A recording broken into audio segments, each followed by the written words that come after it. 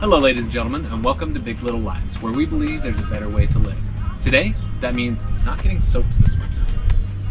When we first bought this boat, it was covered in teak decks, which is gorgeous, but unfortunately it comes with a lot of holes underneath. It got so bad that we had to tape towels to the wall during winter to stay dry. We ultimately had to remove 2 of the teak decks and replace it with Grip-Tex, which fixed the vast majority of the leaks.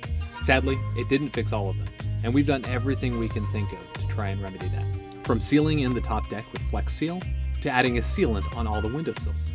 With all that, I'd say we're about 95% of the way to being leak-free. We're hoping that today's project will get us that last 5%. We're plugging up the holes that the previous owners left us on the top deck. It's one of the last places we can think of that might be leaking through the interior of the walls down to our bed. So really, at the end of all this, we're just looking to not get drenched this winter. Nothing ever dries, you have to deal with mold, and it is cold on the water. Of course, everything is just a bit harder when you live on a boat, and this project is obviously no exception. So, before we fill the holes with the eyelets as intended, we have to get some quick sanding done. So, I don't think the camera can pick it up, but it did just start drizzling, so I suppose this couldn't be a better time.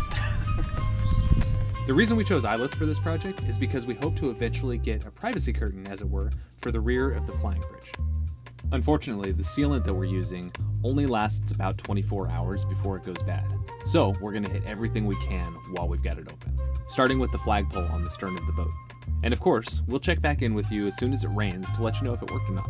Until then, we want to thank you folks so much for watching. We hope you enjoyed. And while you're waiting, feel free to check out the time that our bilge pump went out. Have a wonderful day, and we will see you there.